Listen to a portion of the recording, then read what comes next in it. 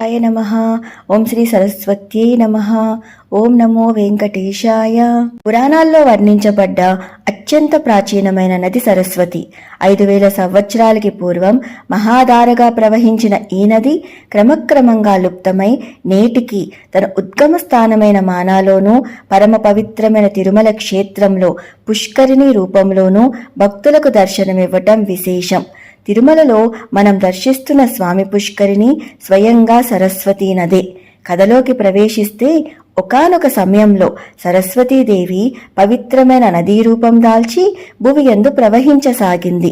ఆ సమయానికి గంగ ఆవిర్భావం ఇంకా జరగనే లేదు. అలా ప్రవహిస్తున్న సరస్వతికి తానే శ్రేష్టమైన నదిగా పరిగణించబడాలన్న కోరిక కలిగి శ్రీ మహావిష్ణువు కోసం తపస్సు చేయటం ప్రారంభించింది. ఆ సమయంలో అక్కడికి బ్రహ్మమానస పుత్రుడైన పులస్య మహర్షి విచ్చేశారు. తీవ్ర తపోనిష్టలో ఉన్న ఆ తల్లి మహర్షి రాకను గమనించనే లేదు. నొచ్చుకున్న పులస్యుడు ఆవేశంలో, ఏ కోరికతో నీవు తపస్సు చేస్తున్నావో ఆ కోరిక నీకు ఎప్పటికీ సిద్ధించదు అని తన తల్లినే శపించాడు. దానికి సరస్వతీదేవి కోపంగా, పులస్య, తాపసివయుండి కూడా క్రోధాన్ని నిగ్రహించుకోలేక అనుచితంగా ప్రవర్తించిన నీకు విష్ణుద్వేషులైన పుత్రులు జన్మించి విష్ణువు చేతిలోనే మరణిస్తారు అని ప్రతిశాపం ఇచ్చింది. తేరుకున్న పులస్యుడు పశ్చాత్తప్తుడై ప్రాధేయపడగా ఆ తల్లి దయతో, పులస్య, నీకు మొదట విష్ణుద్వేషులు జన్మించిన 3వ సంతానంగా మాత్రం మహావిష్ణు భక్తుడే జన్మిస్తాడు అని అనుగ్రహించింది. ఆ తరువాత ఆ తల్లి తిరిగి తన తపస్సును కొనసాగించింది. ప్రీతి చెందిన మహావిష్ణువు ప్రత్యక్షమై వరం కోరుకోమనగా తన మనసులోని కోరికను వ్యక్తపరిచింది.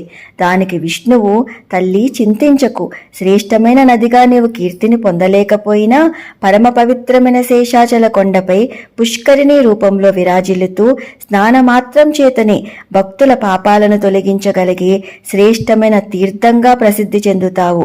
సమస్త తీర్థాలు సంవత్సరంలో ఒకసారి ఈ పుష్కరిణిలో మునిగి జనుల పాపాల వల్ల తమకు సంక్రమించిన దోషాల నుండి ముక్తిని పొందుతాయి.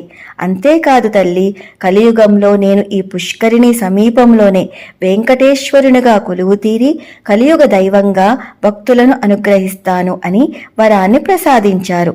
తిరుమలలో ముందుగా స్వామి పుష్కరిణిలో స్నానమాచరించి స్వామిని దర్శించుకుంటే అఖండ పుణ్యం లభిస్తుంది అంటారు. సరస్వతీ నది శ్రేష్టమైన నదిగా కీర్తించబడకపోయినా శ్రేష్టమైన తీర్థంగా శాశ్వత కీర్తిని పొంది స్వామి పుష్కరిణి అన్న పేరుతో విరాజిల్లుతుంది. సర్వం శ్రీనివాసార్పితమస్తు. స్వస్తి.